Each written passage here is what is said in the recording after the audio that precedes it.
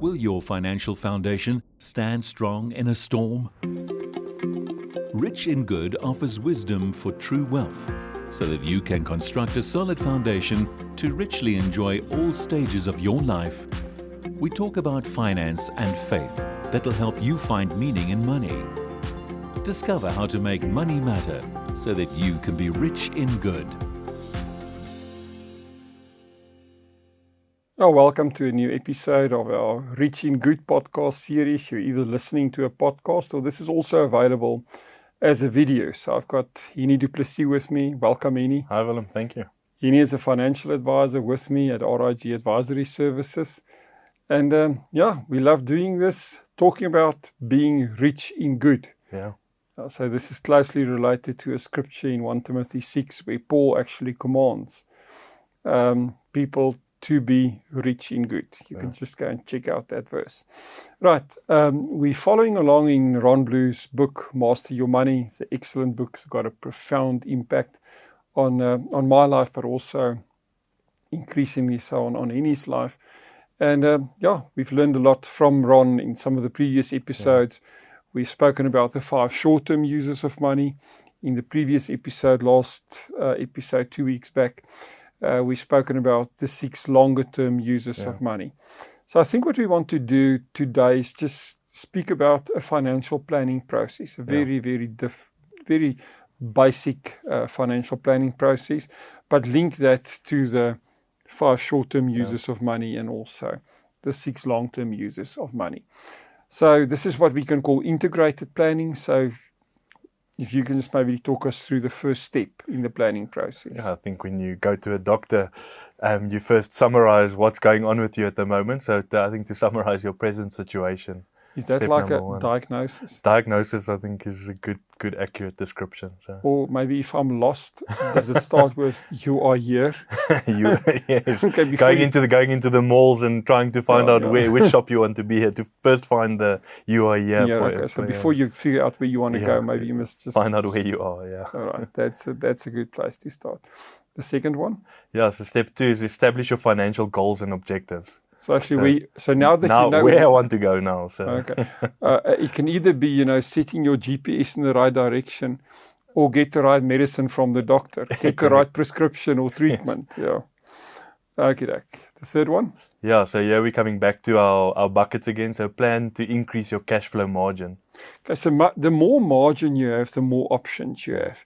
Either in the short-term uses of money, you can give more, you can pay debt more aggressively. If you love the taxman, you can give the taxman more, whatever. But normally people don't do that. The Bible don't teach love Caesar. Just give him what he's due. Love your neighbor. Yes. All right. And yourself. Yes. All right. I was just joking. So, but if you can free up cash flow, it can go through to the 6 longer-term uses of money. Okay, the fourth and the final one. Yeah, very important. Just then to control your cash flow after the plan is put in place. Yeah, and it's control among the 5 short-term uses of money, actually the 4 applications, and then the flow through bucket 5 into the 6 longer-term uses. So I think the picture is also very, very helpful. So if you're listening on the podcast, just try to imagine this. Don't close your eyes because then you may make an accident, but or fall off the treadmill, however you're doing this at the moment. But I think what's important here is just to sort of imagine, or if you're watching the video, you'll actually see it on the screen. To look at the 5 short-term uses of money, like 5 buckets, and then the 6 longer-term uses of money also as buckets, but the 5 on the top and the 6 at the bottom, and just sort of think of the financial planning process, starting at the top where you summarize your situation, right? And then moving down to the 6 longer-term uses of money and actually set your goals there. So that should be your longer-term planning, to be out of debt, to fully fund your retirement, to have enough savings for your college education, to maybe help a family member, buy a second home, start a business. That should be in your longer term planning. So So this is very important to understand where you are, but where you want to go. So you have to look at the 6 longer term uses of money if you want to do intelligent goal setting. Then if you can just maybe chat about the third step here. Yeah, so I think just to be able to increase your cash flow margin.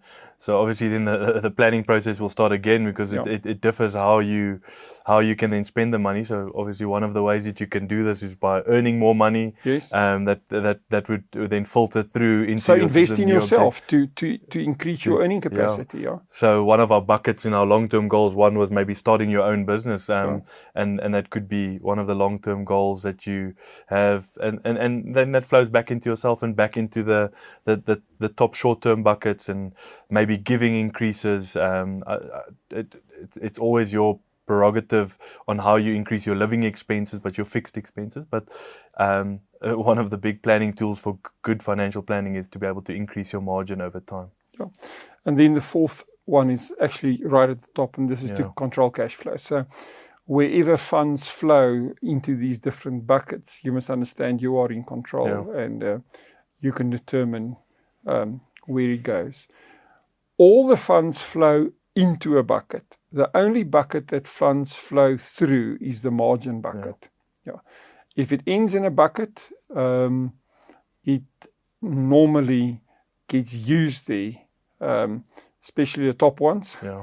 If you pay taxes, it's paid. You can't go to the IRS or the receiver of inland revenue and say, I've paid like 2,000 rands or dollars in taxes, but that was actually just a loan to the government. I want the money back. That normally does not work. Right. So let's just get some key learnings from this. You can maybe talk to the first one. Yeah, this is a very good perspective. It's just the longer term perspective you have, the better the possibility of making a good financial decision now. So just giving that one step back out of the now situation, and just having a overall broad view of it is very important. Yeah, to set intelligent goals for the future. I think that's super important. Right. The one that I want to share is, I've basically alluded to this, and this is that there's no multiple uses of money. If you spend the money, you spend it. You can't you Sunday at church, you give to the Lord, it's in the offering bucket, but now Monday morning, here's a call from the tax man and say, you should pay the tax man 1,000 rands or dollars. And now you run back to the minister at church and you say, can I have that money back? I owe the IRS, kind of thing. If it's in the church, if it's in the offering, it's in the offering. If it's at the tax man, it's there. Yeah. Interesting, in the longer term objectives, those buckets, you can relocate funds. You can say, we want to sell the second holiday home. It's becoming burdensome for us, and we want to give the money to ministry. Or we want to buy a second home and we want to offer it to missionaries as a vacation place. So I'm very deliberate in this, just to say there's different perspectives. Do whatever Lord directs you. A lot of conversations that have come up as well. Saving for a college fund, children get a bursary of some sorts. Again, you then use that money and give it away as well in other planning. If your children will be blessed to get a bursary. So absolutely. Okay, this one is super powerful. I think if you have to commit something to memory from this podcast, it can be this. So you can slowly read it, and then I'm also going to slowly read it, and then we sort of unpack this. Yeah. So decisions determine destiny, and behavior follows belief. Okay. So let's start this sort of from the back. If you really believe giving to God is important, your behavior will follow. That will be a priority, and you will do it. If you don't really believe it, then you will not do it. Yeah. Okay. Maybe some thinking on decisions and destiny. Yeah, so I just think decisions that we make now is not necessarily just decisions for in a day's time, a week's time or so. It's got a long-term impact. Decisions we make as well is also where our heart is at. So it's also where our feelings are going to go towards. It's the way we're going to live life. So we make decisions. We're going to follow up on the decisions. We're destined then to reach a certain destiny. To incur that destiny then, whichever way. But it's in the obedience and the small little daily steps that you do almost out of habit, and it becomes a pattern in your life. And the end, you reap a wonderful harvest. Yeah. So I think that's important. So decisions determine destiny, and behavior follows belief. I think you can really, really give that one a deep think. Right, a little bit of an infomercial here. We've spoken about this 2 weeks ago, but entries for the race is sort of moving to a close. On a yearly basis, we do a mountain bike race. We participate in the 361 mountain bike race in Oudtshoorn in South Africa, where we ride for the reason. We ride to cycle in teams of 4 or 2 or 1 to raise funds for a Bible translation project that we're involved in North Africa. So you can share the date there. Yeah, so it's May 24 to 26. Yeah, make contact, and if you want to cycle with us, please do. We still have some place for cyclists to join us and cycle in our clothes. Yeah.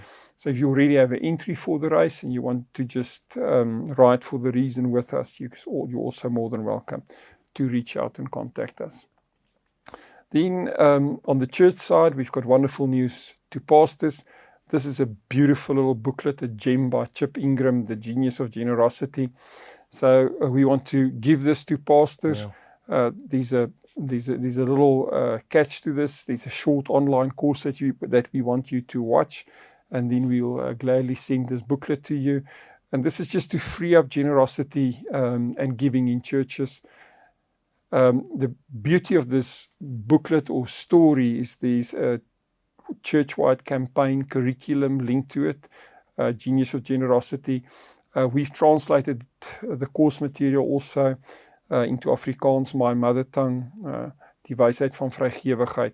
So it's a wonderful way just to get a whole church on board and just to free up a lot of resources. Yeah. Okay.